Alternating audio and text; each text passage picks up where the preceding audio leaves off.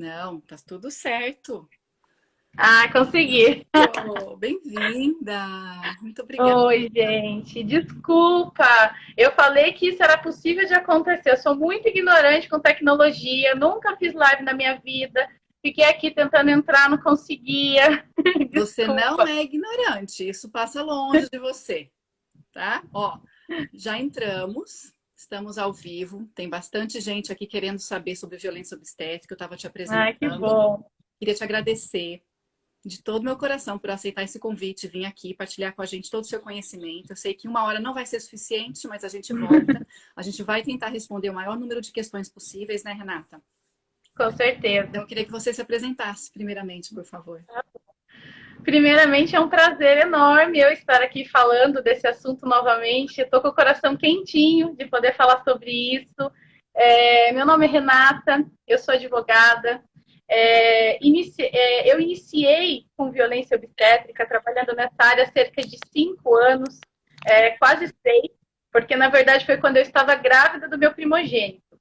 Eu já atuava com direito civil, direito de família, indenização, mas não conhecia sobre violência obstétrica, até porque era um tema até então não explorado. É um tema que normalmente a gente descobre quando a gente tem filho. É. Então, eu me peguei grávida do Gabriel, ele já está com 5 anos, então há mais de 5 anos atrás, e conheci o mundo do parto, da humanização, de tudo isso, e daí comecei a entender que existia violência dentro do parto, que até então isso para mim era um conceito incabível.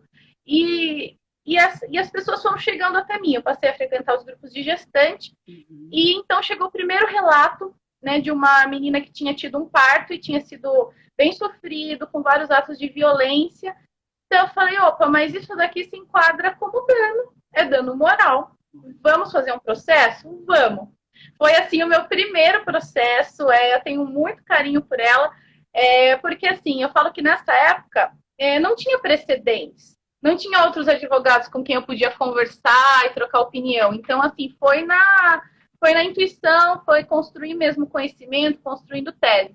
E eu fiz o meu primeiro processo de dano decorrente de violência obstétrica. Logo também comecei a atuar com a questão, de forma bem enfática, em Sorocaba, com a questão da lei do acompanhante, que é uma lei que garante o direito a toda gestante ter um acompanhante à sua livre escolha no pré-parto, parto e pós-parto.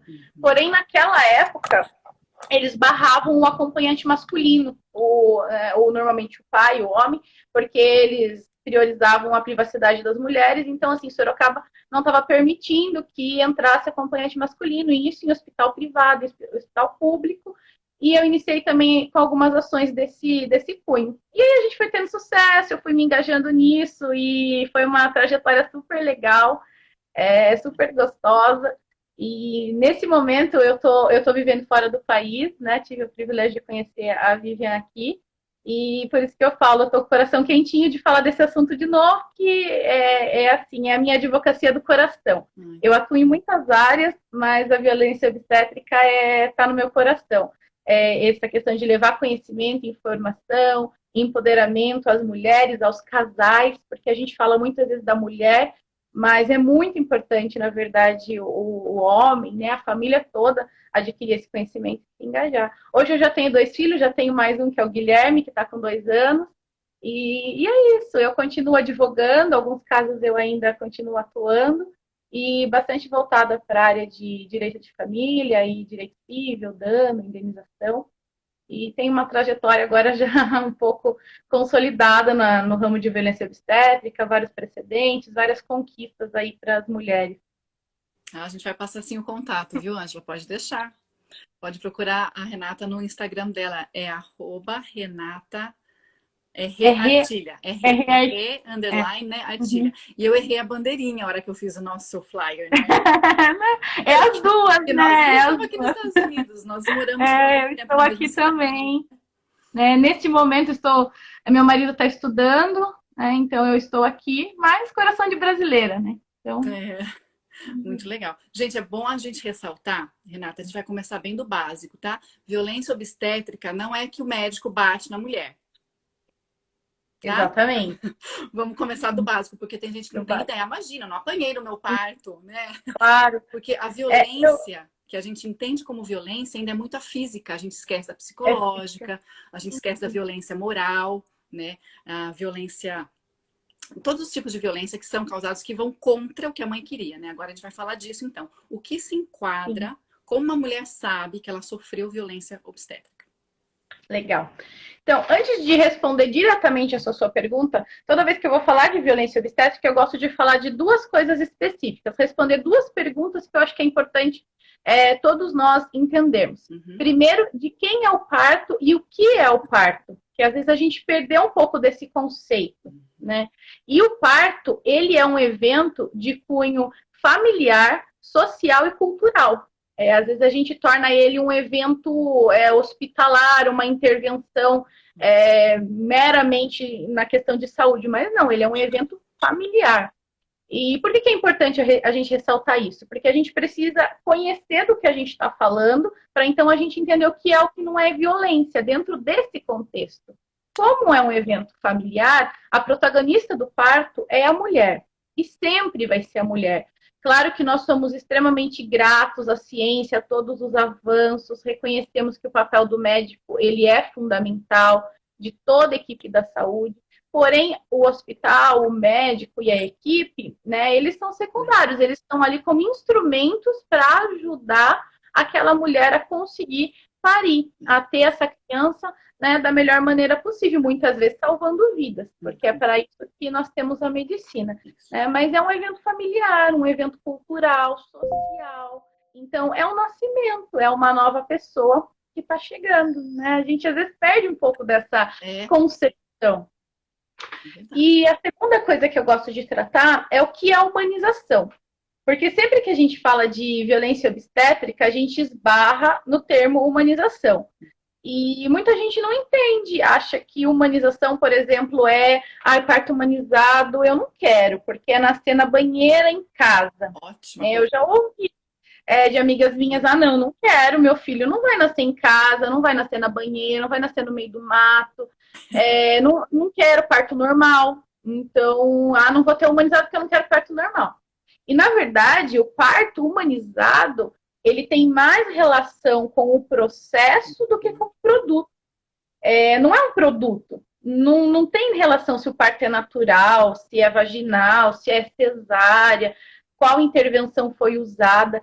Ser humanizado ou não tem relação com as intervenções que são muito bem utilizadas e nós precisamos dela. Tem relação com o processo do parto.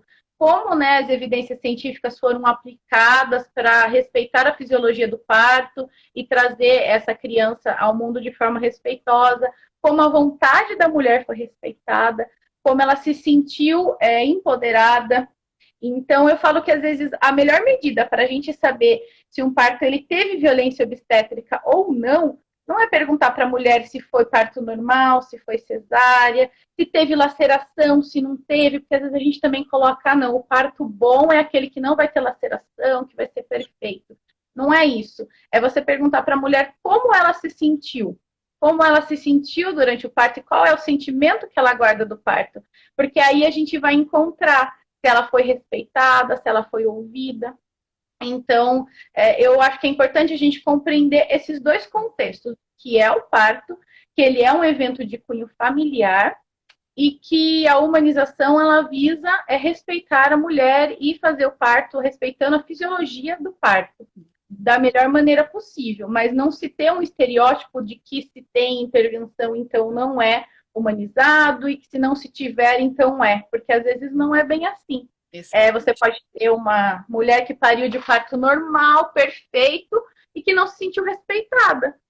E você pode ter uma cesárea lindamente humanizada, com médicos e profissionais que olharam para aquela gestante e não cometeram nenhum ato de violência. Então, eu gosto de separar esses dois conceitos para então a gente entrar no que é a violência. A gente precisa entender um pouco, né, disso. Fantástico. E daí vamos, falar da violência obstétrica. Então, o que é a violência?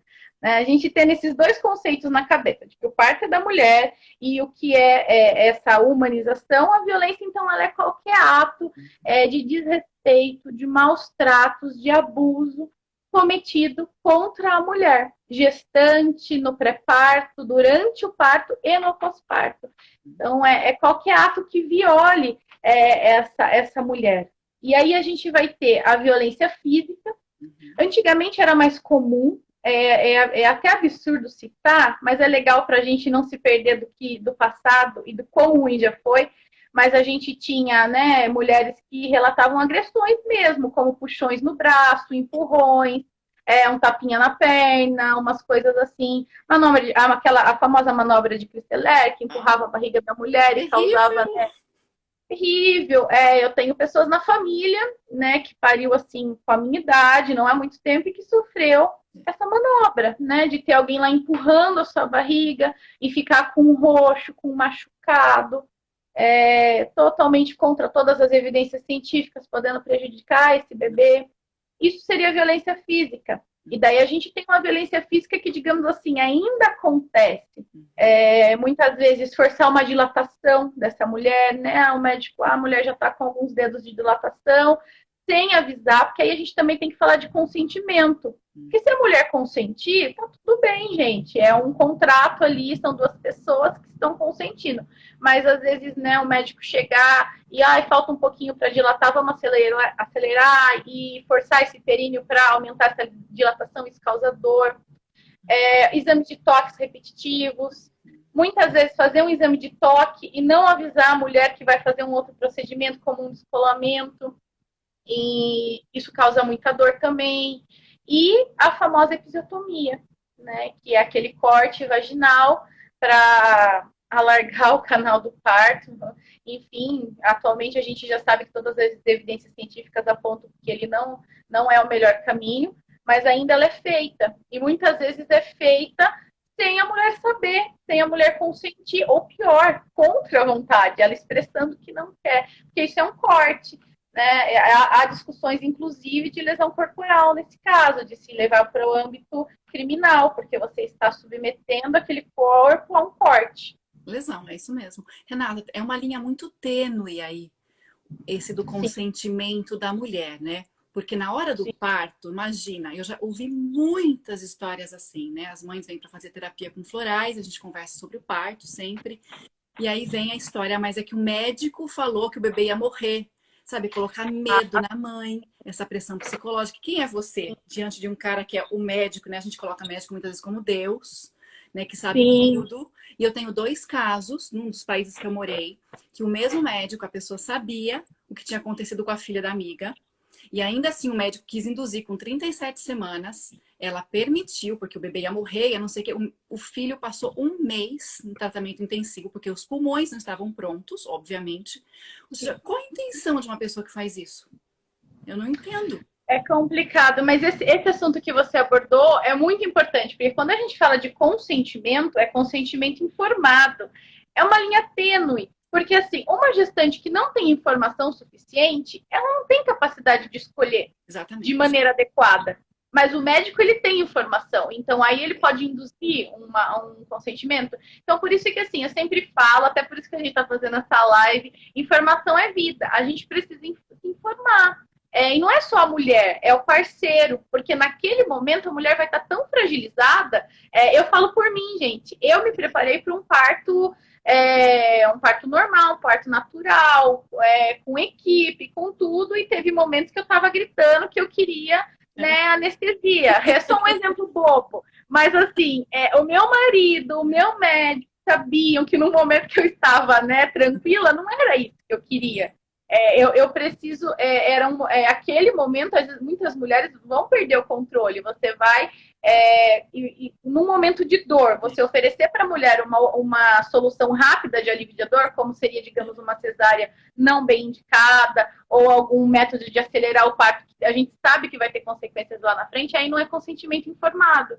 Então, assim, é uma linha bem tênue. E aí a gente migra para as violências que até não são mais tão visíveis, que são as psicológicas. Porque quando a gente fala de física, ainda você consegue ver algum resquício.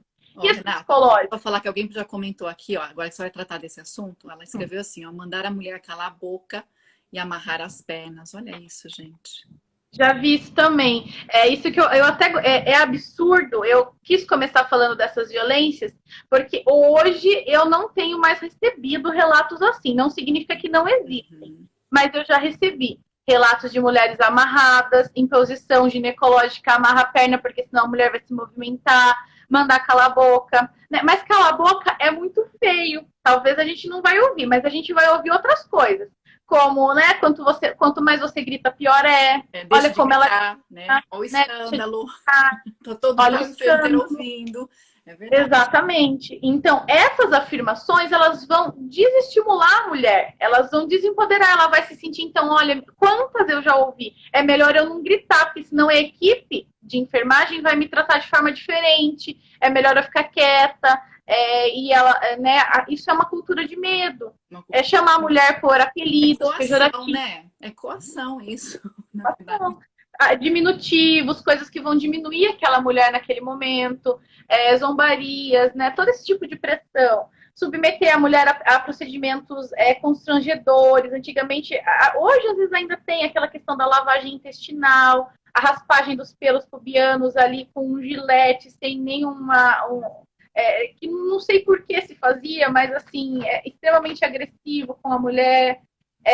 Exames de toques repetitivos, às vezes tem uma equipe de residentes que estão aprendendo, né? Então vai o médico, o chefe da equipe faz o toque, os residentes também vão, teoricamente, aprendendo, usando aquela mulher como laboratório, né? E aqui eu volto a falar, se for consentido, não há problema. Né? O problema está em, digamos, aquela mulher que está em trabalho de parto e você ficar fazendo toques repetitivos sem necessidade nenhuma para o bem-estar dela. Uhum. Então, isso é invasivo. Isso é muito subjetivo também, porque no primeiro, com minha primeira filha, eu notei, me perturbou ter tantos toques.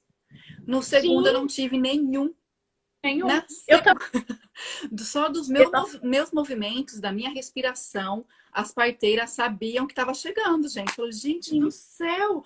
Eu falava, vocês não vão ver? Tá? Não, pode ficar tranquila, tá tudo bem. Exatamente.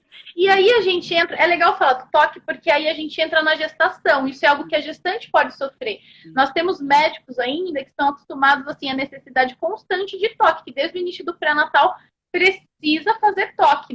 Enfim, a gente bem sabe que não é o único meio de se analisar o trabalho de parto, tem outras maneiras de você acompanhar, e o toque em si não vai unicamente auxiliar. Mas, assim, mesma coisa, se for consentido, tudo bem, mas tem gestante que não se sente à vontade. Ela tá lá com 2, 3 meses de gestação, não tem por que fazer toque. Ou ela tá com 7 meses, mas ela não tem necessidade. E o médico insiste em fazer. Né? É invasivo também. Aí é complicado, porque, assim, é uma relação médico-paciente. Tem médicos que fazem questão, que faz parte do trabalho dele. Então, também vai da mulher ter informação, questionar e buscar um profissional que esteja de acordo com o que ela acredita. Porque tem muita coisa que a gente pode evitar para retirar esse estereótipo de que o parto é dolorido, de que o parto é sofrimento. Tô lendo aqui os comentários. Gente, é realmente um abraço a todas vocês, porque o parto já não é simples, né? O pós-parto já tem tanta emoção, ainda passar por algo assim no momento que é o momento mais feliz da nossa vida. A gente tá dando a vida, tá dando luz, né? Exatamente. Olha, tem uma que fala assim: nossa, eu sofri violência obstétrica no meu segundo parto do exame de toque desnecessário por ignorar minha dor antes da minha médica chegar num dos maiores hospitais privados de São Paulo. Não tem local, viu, gente? Não tem classe social, não tem nada, não é verdade? Social, Ó, não terrorismo tem obstétrico. E tem outra dizendo assim: tem muitas mulheres que aceitam porque confiam no médico cegamente. No parto da minha filha, falei que não queria algumas coisas na hora. Ela me disse que eu precisava confiar nela e não nos vídeos na internet. Ai, ô dureza, hein, gente? Complicado. E aí tem mais um comentário aqui que eu não estou conseguindo ver direito.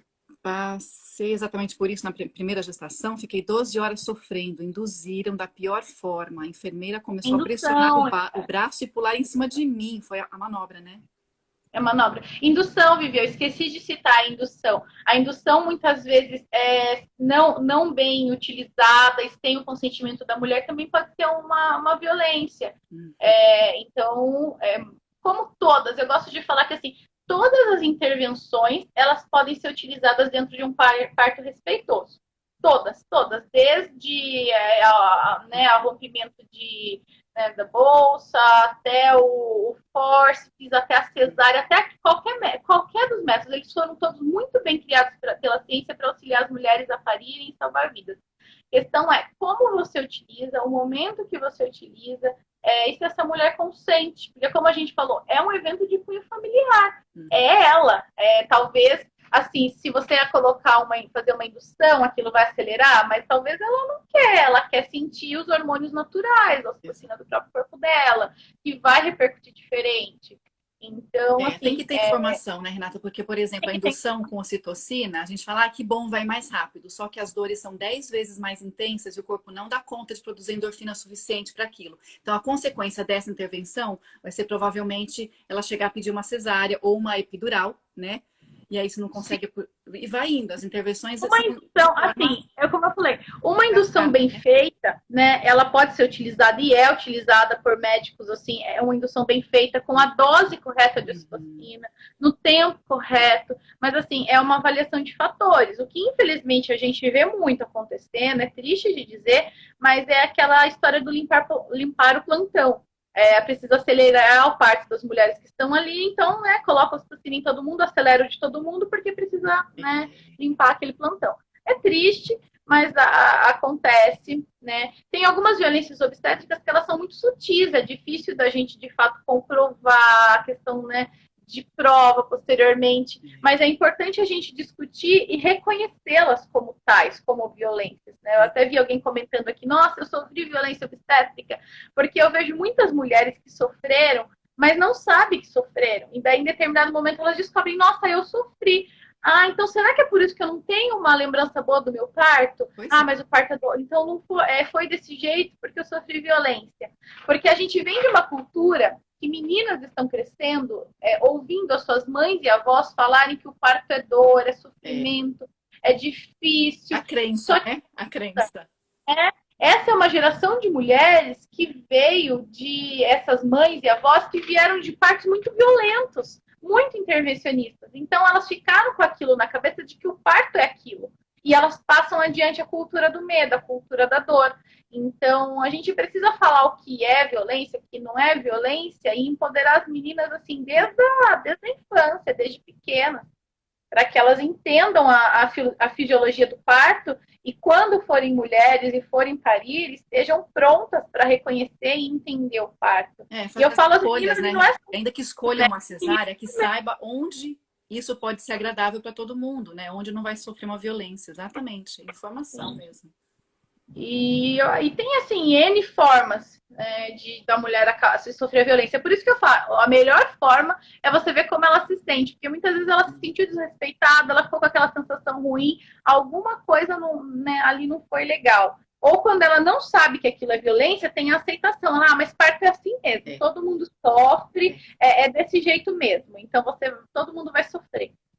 Então a luta da humanização é justamente para alterar esse cenário. Para trazer o parto de volta ao que ele é.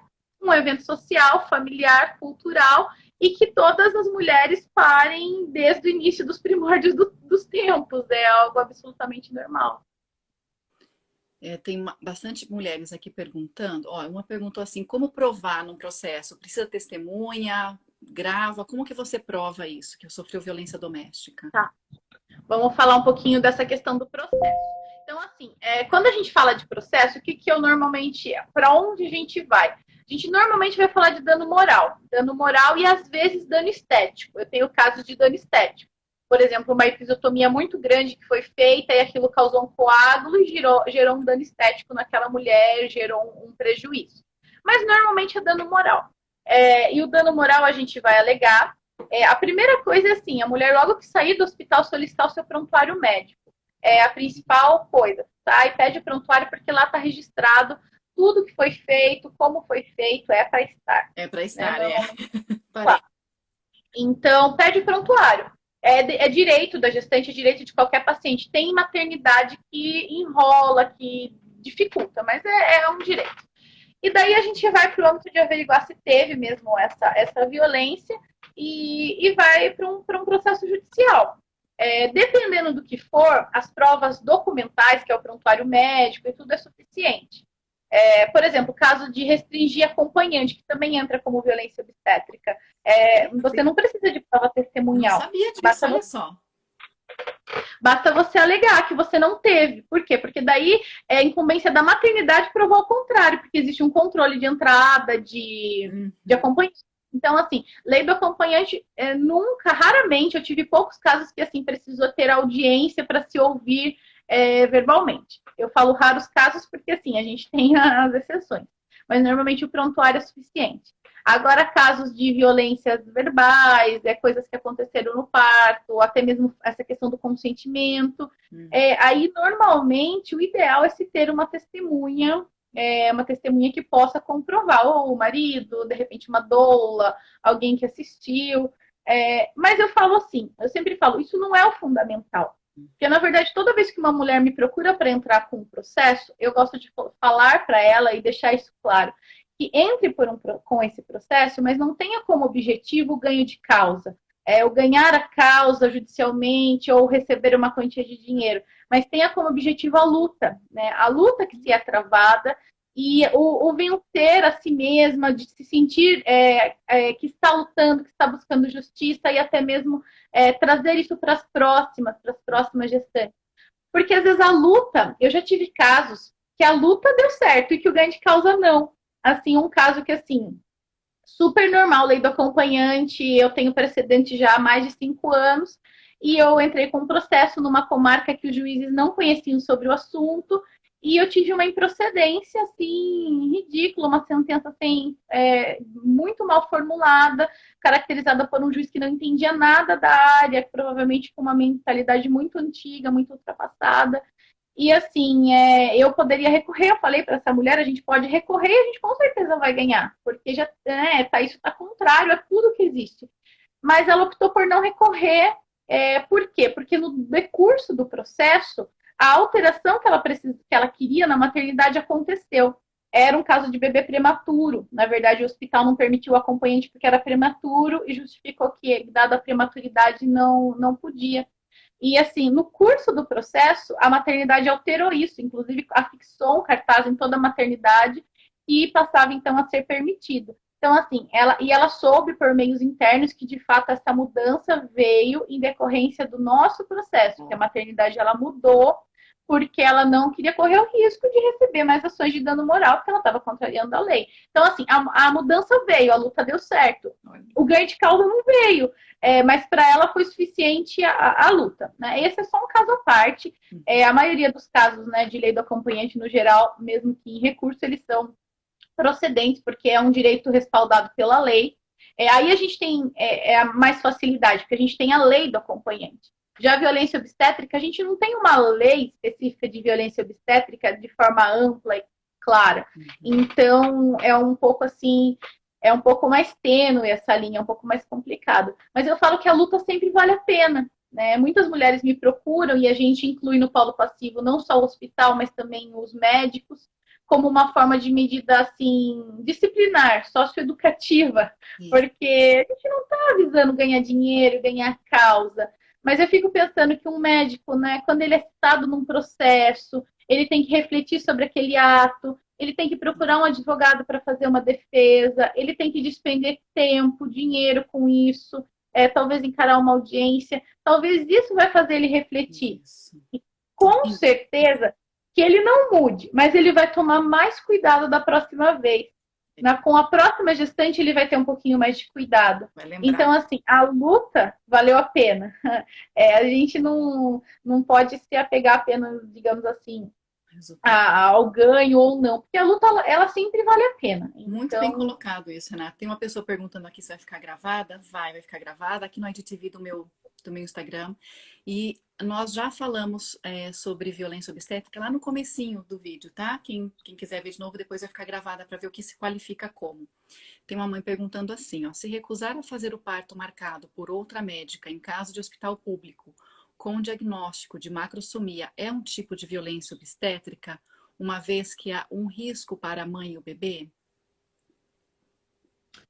Então, aí eu precisava entender um pouco mais desse caso específico, né? Uhum. Se essa médica, ela tinha um contrato, um combinado de que ela atenderia esse parto, eu consegui entender um pouco mais disso, se era uma médica do convênio, se era um atendimento particular, para eu entender até onde ia a responsabilidade dessa médica nesse caso específico. Uhum. Eu fico aberta, se alguém quiser me mandar algum questionamento no privado, pode me mandar que eu respondo, porque tem alguns casos assim, eu preciso saber um pouco mais do caso em si, né? É difícil responder de forma ampla.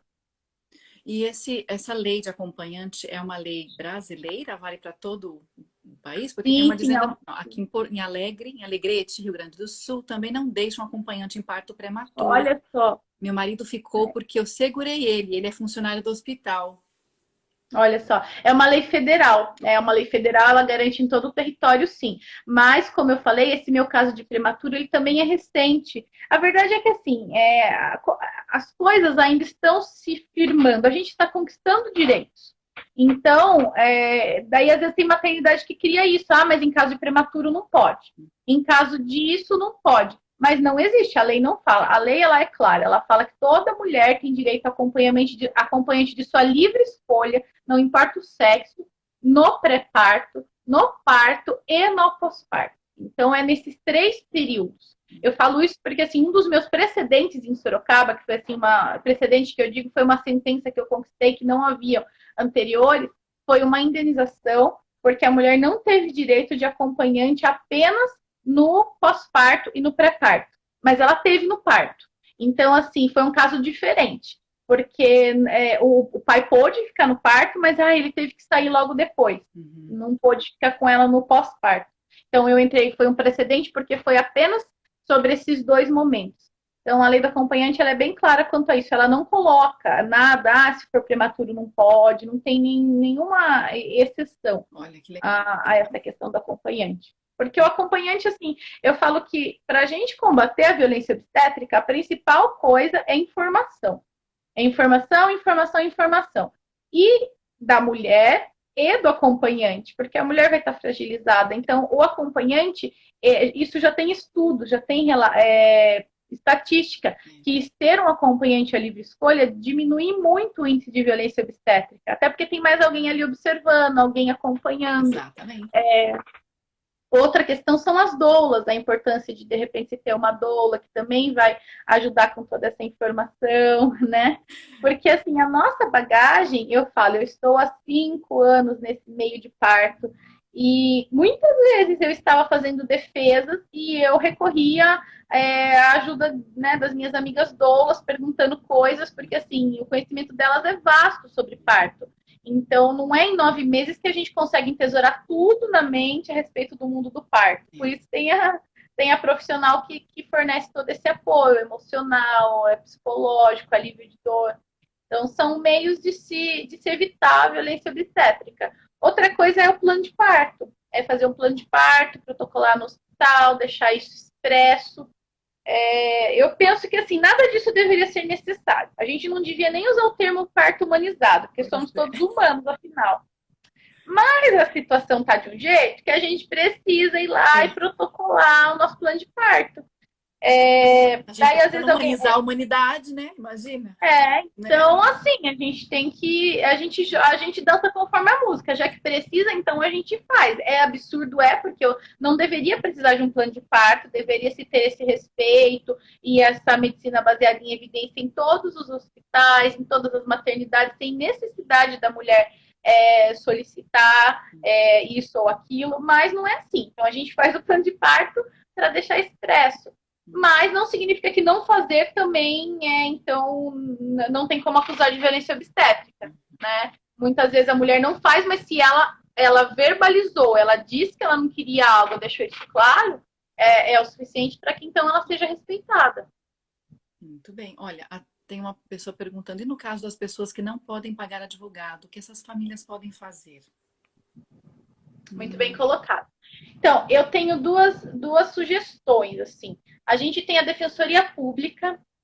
A Defensoria Pública, ela atua de forma gratuita, né, em defesa das pessoas.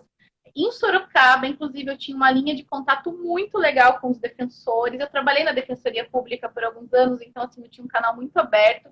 E eles colaboravam muito com essa questão de parto, desse tipo de demanda. Então, assim, eu não sei de qual cidade, né, você que perguntou de repente, buscar a Defensoria Pública e ver se tem algum defensor, alguma defensora que já tem alguma experiência com isso e pode levar isso adiante.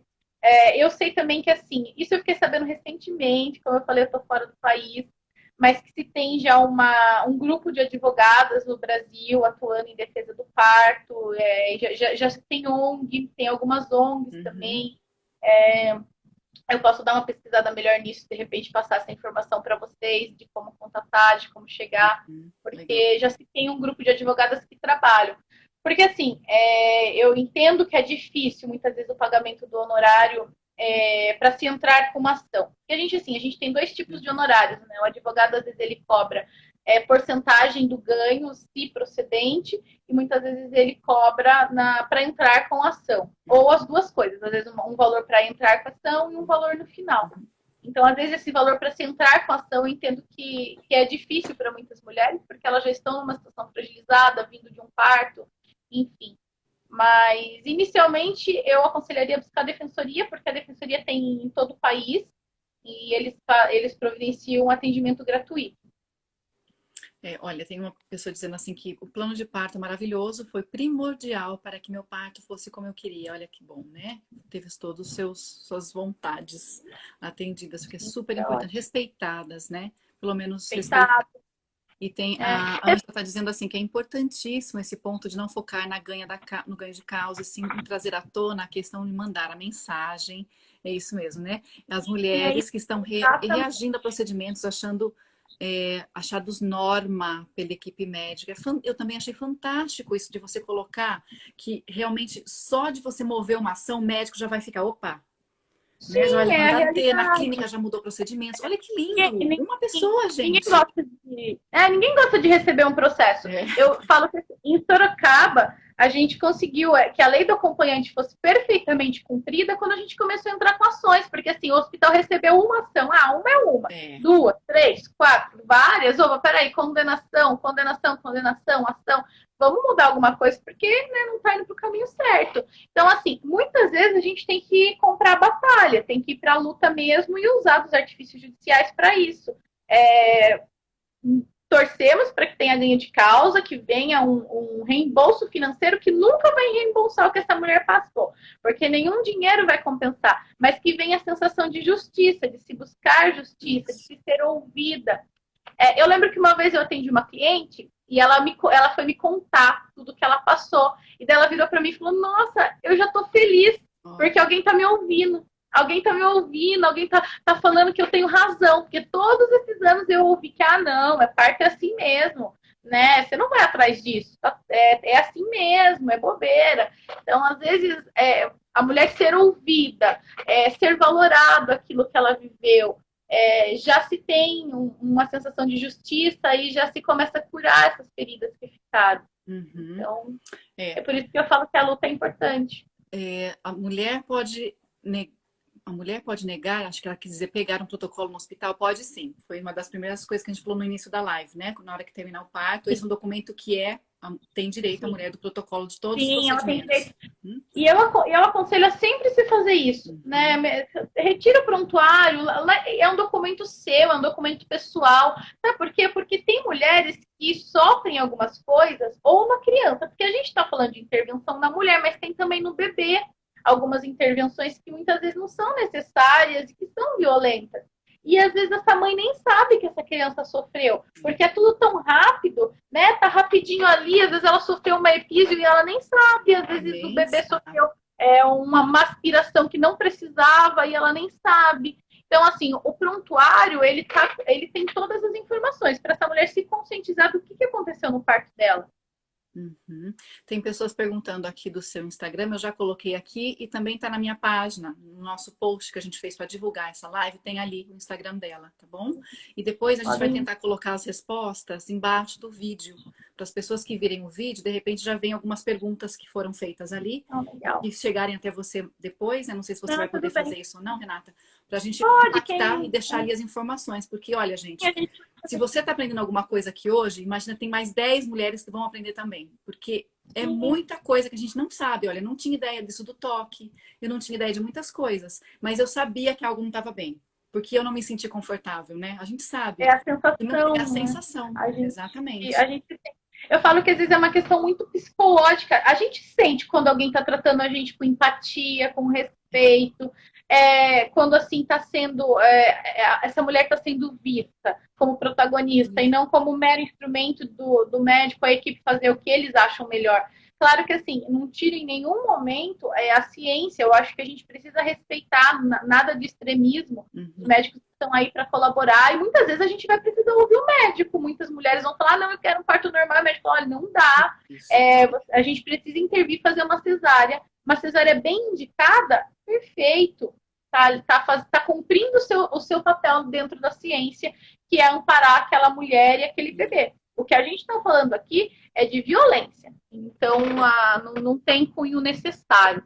Então, é uma coisa extra que vem realmente de um comportamento cultural enraizado e que a gente vem lutando para transformar. Exato, cultural, exatamente. Uma coisa que foi muito interessante quando eu fui ter minha segunda filha, que eu tive em casa, né, eu tinha todo o meu procedimento para, se acontecesse alguma coisa, a gente ia até o hospital. Minha parteira tinha 21 anos de experiência, eu tive uma parteira e uma doula, não tinha nenhuma van fora com procedimentos médicos, não tive médico, nada, né? Foi assim porque eu quis o plano A, eu digo sempre. O plano B era ir até o hospital. O plano C era ter como epidural. O plano D era cesárea, ou seja, estar em paz com tudo isso. É muito importante. E saber até onde também as parteiras podiam ir ou não. Mas não deu nem tempo, né? O meu foi muito rápido. Mas é O meu também. importante que a mulher saiba, entre em paz com tudo isso. Uma visão que eu aprendi, que eu acatei, digamos assim, foi que os médicos, eles salvam vidas. Eles não recebem educação ou treinamento para acompanhar, para estar ali. Não, essa, gente, é a parteira e a doula. O médico salva vidas. Tanto que na Alemanha, na Europa, né, nos países que eu morei, ninguém vê médico. As pessoas Sim. veem parteiras. O médico chega e se a mãe vai morrer ou o bebê vai morrer. Aí chega o médico. Você nunca viu na vida. Porque assim só vê parteira.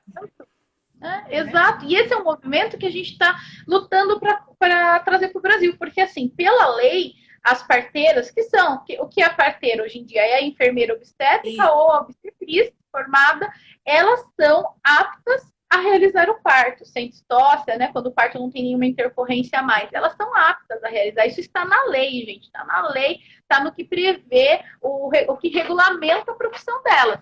Só que a gente tem um grande impedimento que os hospitais normalmente não permitem que você realize com a sua parteira no hospital, com a sua enfermeira. Você pode contratar uma equipe particular se tiver um médico, mas você não pode contratar a enfermeira e fazer esse parto no hospital com a sua enfermeira. E daí, se porventura tiver uma intercorrência, chama-se então plantonista, mas aquela enfermeira acompanha. Essa é uma luta que a gente está travando. Em Sorocaba, eu já iniciei ela, também envia as demandas judiciais de forma procedente. O judiciário já reconheceu que é um direito, sim, das enfermeiras serem credenciadas nos hospitais e poderem atuar, mas ainda é muito difícil, porque é uma mentalidade enraizada. A gente atribui o parto ao médico, quando, na verdade, as enfermeiras e as obstetrizes, elas são perfeitamente capazes de realizá-lo. Nem ultrassom se fazem na Europa. É um ultrassom ou dois no máximo. Porque eles checam, né? As parteiras checam o bebê, o tamanho, assim, medem aqui, medem. Eles falam, gente, que maravilha! Sim, exatamente. Mas a gente tem muito preconceito, né, Renata? Isso é na época do mato. Tanto que quando eu disse que ia ter minha filha em casa, pouca gente sabia, acho que nem minha família sabia, porque eu tinha que falar para todo mundo, né? Como que era, assim, que não tem problema. Aí, o dia que a gente recebeu um grupo de amigos em casa, e todo mundo, onde eu morava no país, era chique ter em tal hospital, né? Então, tava todo mundo, as grávidas, iam ter em tal hospital. Eu falei, eu vou ter em casa. Como assim? A mulher vai coitadinha, pobrezinha, não tem dinheiro, sabe? Não tem dinheiro para pagar. E eu falei, aí eu comecei, ok. Onde sua mãe nasceu? Em casa. Onde seu pai nasceu? Em casa de Cócoras. E a sua mãe? Em casa. Ah, eu sou a primeira geração de hospital. As mulheres sabem parir, né? As mulheres sabem. A questão é que a hospitalização foi retirando isso das mulheres. A ciência ela é muito boa, só que ao passo que ela veio, ela foi também retirando parte da autonomia das mulheres. O que a gente tem que fazer agora para humanizar é fazer a junção. Juntar a ciência que a gente tem e juntar aquilo que a gente já tinha, que era a habilidade natural da mulher de conduzir o seu trabalho de parto. E aí a gente vai ter um casamento perfeito, a ciência bem aplicada. Eles tiraram um momento importante da nossa vida, né, Alice? Mas Aline, a gente está recuperando. Calma aí, a gente vai chegar lá. Então, eu acho que assim, esse movimento, isso é importantíssimo, porque às vezes a gente fala parteira e as pessoas pensam parteira naquela parteira do sítio, sem formação, sem conhecimento. Né? Não é isso. As parteiras, elas são habilitadas e formadas para realizar o parto. E se a gente conseguir, isso é uma luta que eu venho tentando, querendo iniciar, né? Eu já fiz um processo em Sorocaba, eu estava querendo expandir para São Paulo, mas o ideal é que fosse em todo o país, que as enfermeiras obstétricas e as obstetrizes pudessem atender os partos, né, particulares, se credenciar nos hospitais e atender, porque daí a mulher, muitas vezes, ela não precisaria contratar a equipe completa, ela contratava a doula, a enfermeira, e no caso de uma emergência, ela estaria submetida ao plantonista, mas o acompanhamento seria pela enfermeira. Isso está totalmente dentro da capacidade e do que prevê a função dela. A gente tem aí até uma proibição do exercício legal da profissão, elas são até impedidas de exercer, o médico acaba usurpando um pouco dessa área que seria delas, né? É verdade. Mas é um movimento que a gente precisa, passando essa pandemia, porque agora a gente está num momento até de perder direitos conquistados, né? A gente precisa voltar a batalhar por isso. Por exemplo, eu falo de perder direitos porque quando a gente fala da pandemia, tem hospitais proibindo acompanhante, proibindo doula, em virtude da pandemia. Então, a gente está num retrocesso. Claro que é um momento mundial que ninguém esperava, mas a gente também não pode permitir os retrocessos. A gente fala que as mulheres, elas lutam pelos seus direitos e a gente tem que lutar tanto para conquistar e muitas vezes num piscar de olhos se perde. Então, tem maternidades se aproveitando desse momento de pandemia para restringir além do que é necessário. Puxa vida, né? Renata, a gente está com 10 minutos ainda, a gente tem um tempinho. Eu queria que a gente conversasse se dá para prevenir. Como que a gente previne a violência obstétrica? Eu acho que assim, como eu falo, a principal forma é informação, se informar, fazer parte de um grupo de gestantes, isso é primordial, um grupo da cidade. Toda cidade, eu acho que tem um grupo de gestantes que vai dar auxílio ao parto. Por quê? Porque você vai receber informação sobre evidência científica, e você vai receber também informação sobre as maternidades, sobre os médicos. Olha, né, aquela maternidade é legal, aquela nem tanto. Enfim, você vai receber informação, é importante. Porque assim, a gente fica grávida, eu vou ter um filho, é um mundo novo. Não, como eu falei, não é em 9 meses que você adquire uma bagagem de anos. Você precisa se unir, a gente precisa se unir para quem está vivendo a mesma coisa. Então, informação. Daí, se possível, né, a gente tem a doula, os profissionais do parto. E outra coisa fundamental que eu falo, né, se você não for ter a doula ou ninguém, informa muito bem esse parceiro, esse companheiro, esse acompanhante. Coloca tudo porque às vezes a gestante ela vai adquirir informação, mas ela adquire para ela sabe tudo sobre parto. Chega na hora do parto, ela tá no mundo da lua e o parceiro dela não sabe nada. Então, assim, o seu companheiro, ele precisa conhecer sobre parto, o mínimo de evidências científicas para que, sim, ele poder questionar, se de repente alguém vier te oferecer uma intervenção, ele poder saber o que é aquilo, senão ele vai chegar lá, opa, mas o que é? Ele não sabe o que é ocitocina, ele não sabe o que é efísio. Então, assim, é legal que ele saiba, e é legal que, assim, ele saiba o que você quer. Que esse marido, esse companheiro, ou essa mãe, essa pessoa que for acompanhar, ela saiba os seus desejos. Ela conheça o seu plano de parto, porque ela vai estar ali para muitas vezes falar por você. Então, ela precisa conhecer os seus desejos, ou até onde vai, ou até onde você está pronta. Porque eu já vi casos também, Vivi, é importante a gente falar, de a mulher que, assim, ela queria o parto normal, o marido queria. Só que, assim, o marido queria mais do que ela. O companheiro, nossa, ele queria, o limite dele ia além do dela. Ela estava, né, durante o trabalho de parto, e ele estava ali, não vai ter anestesia, não vai ter nada. Ela aguenta, e ela, não quero. Então, assim, ele precisa entender o que aquela gestante quer, quais os limites dela. né? Porque a gente sabe que tem mulheres também que falam, não quero passar pela dor. E se for informado, tá tudo certo. Se ela estiver bem informada, o problema é ela falar que não quer, porque ela tem toda aquela visão negativa do parto. Mas, enfim, informação, informação, informação. E aí, o que a gente tem de via documental é o plano de parto. É fazer esse plano de parto por escrito, protocolar no hospital, se conseguir assinatura do médico, ou pelo menos entregar, levar. Se você for levar no hospital, você for ter com plantonista, levar em 2 vias, você entrega uma para a enfermagem e uma outra via você pede para eles assinarem que recebeu. É como se fosse um protocolo. E anda daí com você na tem. bolsa, né? Anda com na bolsa. Porque você não sabe a hora que você vai entrar em trabalho de parto. Esses são os meios. Saiu do hospital, pede prontuário para você olhar, ver se, o que aconteceu.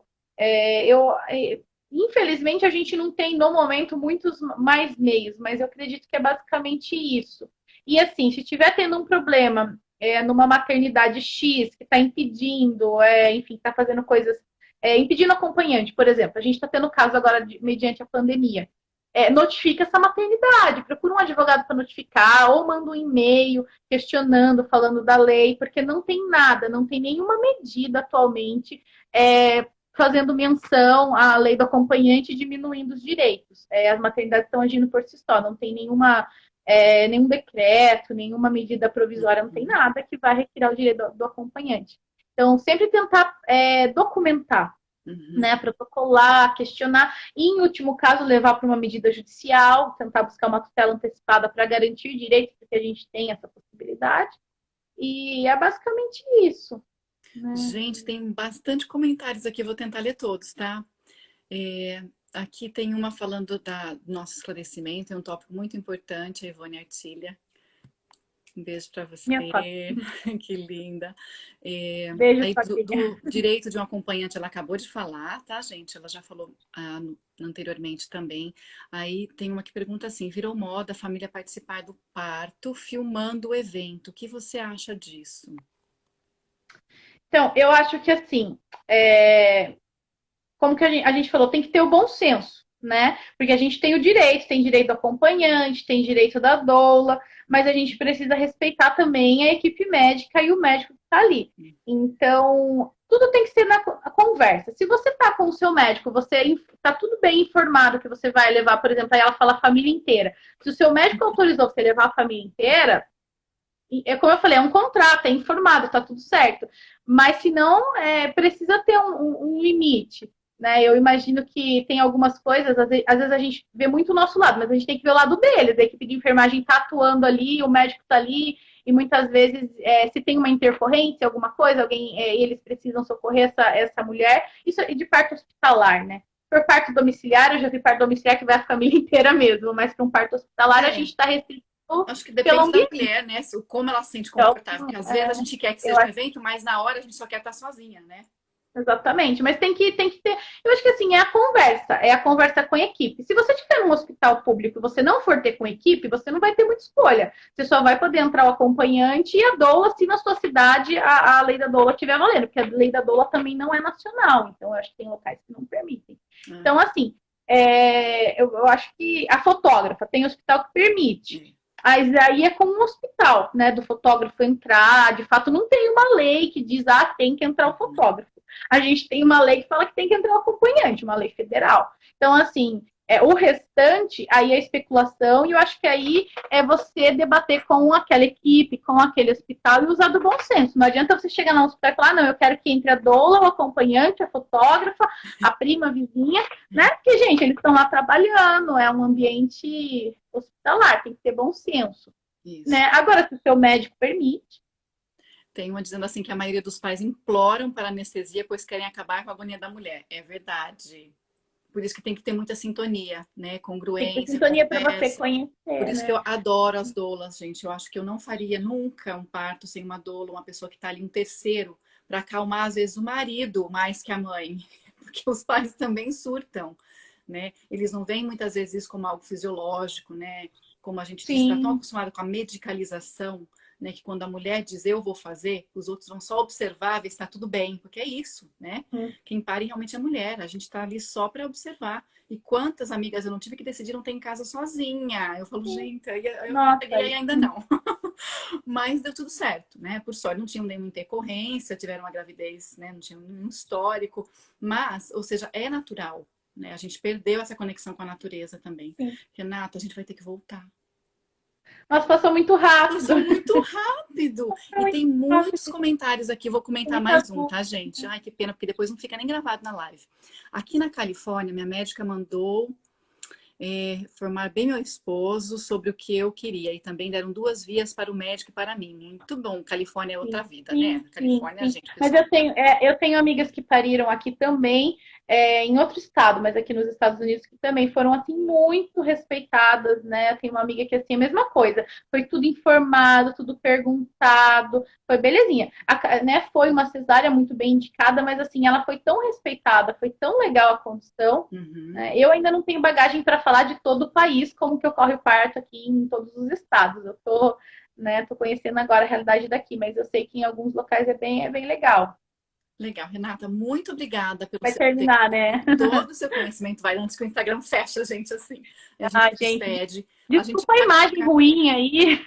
Não, tá tudo Ai, ótimo. Aqui o mas... som tá ótimo. Eu acho que as Então pessoas tá... vieram mesmo em busca de conteúdo e eu acho que realmente, né, deu para conhecer e saber bastante coisa. Vamos voltar, eu vou te convidar de novo. Você volta?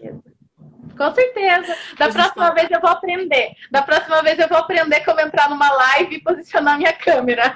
A gente vai devagarzinho, porque, olha, é muito legal a gente dar esse tipo de informação, né? Ainda tem pessoas, a gente tem medo de chover no molhado, eu tenho esse medo de chover no molhado. Ai, mas, de novo, todo mundo já sabe, não sabe. Não Não sabe, sabe. os números estão aí, a gente precisa seguir informando, falando, né? Sim. Diz que a gente aprende por repetição, então a gente Tem que segue aí. repetir. Mas é assim mesmo que a gente vai mudar a cultura. Essa é a forma de transformar. É repetindo, é lutando, é fazendo. Exatamente. Muito Gratidão por me obrigada. convidar. Eu que agradeço, viu? Muito obrigada. Obrigada quem pôde acompanhar Quem e vai quiser ficar pode me gravado. mandar mensagem. Quem quiser pode me mandar mensagem no privado se tiver alguma dúvida específica que eu respondo, tá? Olha, legal. Muito obrigada. Beijo. Bom, Tchau. beijo. Tchau.